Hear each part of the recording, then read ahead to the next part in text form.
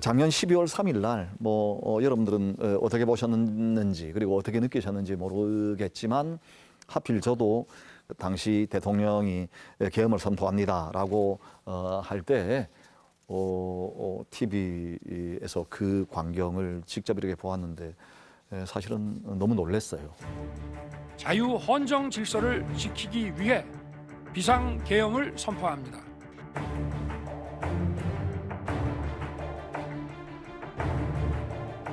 지금 이제 그 계엄은 실패했어요. 그죠? 우리가 다 알고 있는 대로. 그리고 그 뒤에 여러 가지 일들이 많이 있었고, 그 계엄 때문에 탄핵이 되었고, 전직 대통령이, 그리고 지금은 이제 새로운 정부가 들어섰습니다.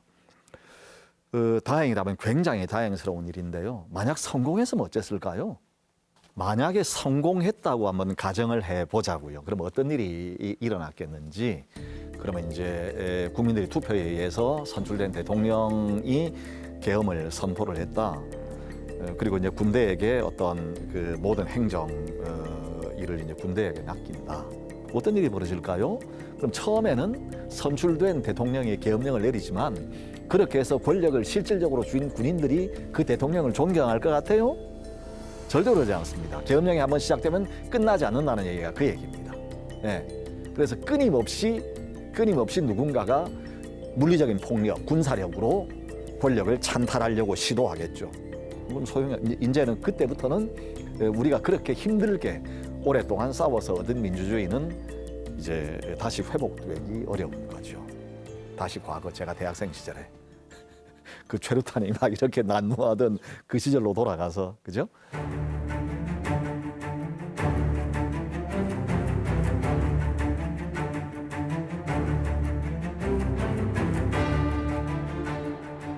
다행히 계엄령은 성공하지 못했습니다.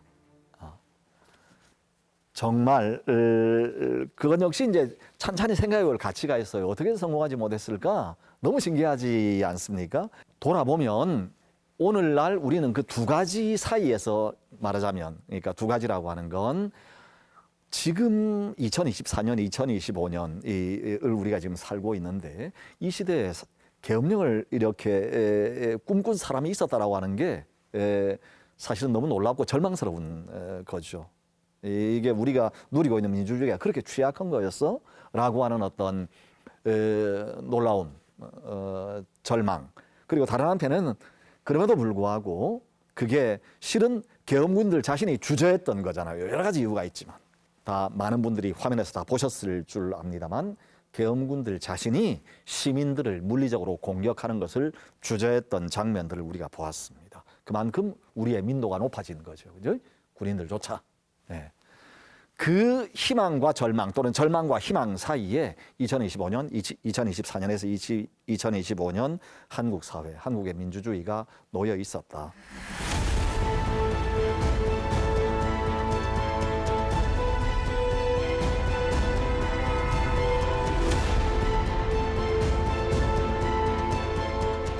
건강한 민주주의를 위해서 필요한 게 과연 뭘까? 다시 이런 일이 일어나지 않도록 하기 위해서.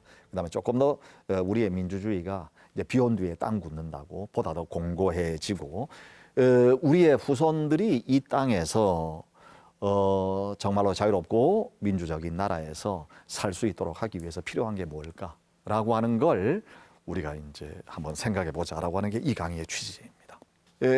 뻔한 얘기에서 시작을 하자면 민주주의라고 하는 게 사실은 서양에서 들여온 개념이잖아요.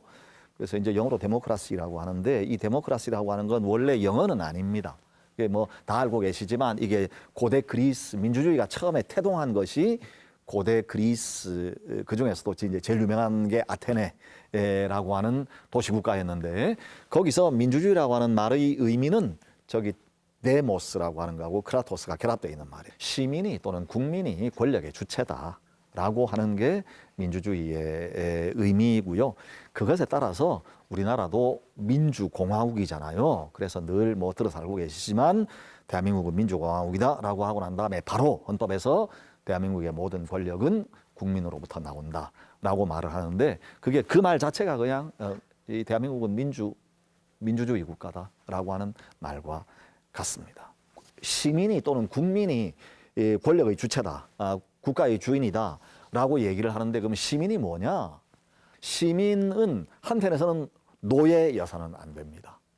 민주주의 국가라고 하면서 어떤 사람은 자유로운 사람이고 어떤 사람은 노예가 되면 안 돼요. 어떤 의미에서도 노예라고 하는 건 민주주의 사회에서 시민 공동체의 구성원일 수 없습니다.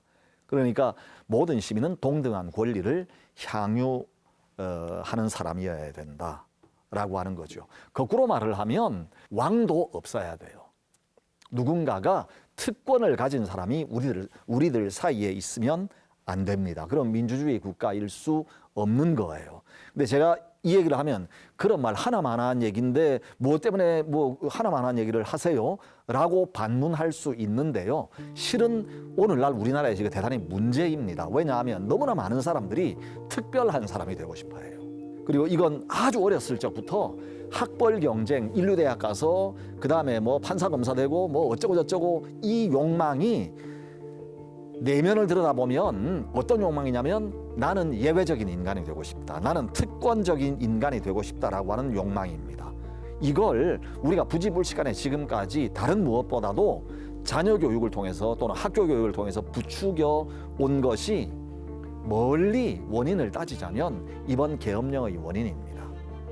근데 이것은 우리가 돌아보면 한국인들이 언제부터인가 마음속에 품고 있는 은밀한 비민주적인 욕망이 어떤 특정한 아무개라고 하는 전직 대통령에 의해서 표출된 거지 절대로 어떤 한 사람의 일탈 행동이라고만 생각하면 안 돼요. 그래서 우리 모두가 반성해야 됩니다.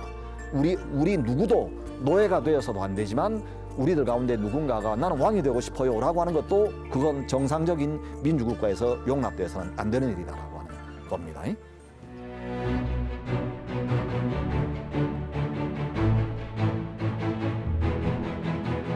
주문, 피청구인 대통령 윤석열을 파면한다. 과거사 일제시대 때 종군 위안부나 징용으로 끌려간 사람들을 향해서 누군가가 그렇게 얘기했다는 얘기를 제가 설핏 들었어요. 그들은 행복한 노예였다. 형용모순입니다.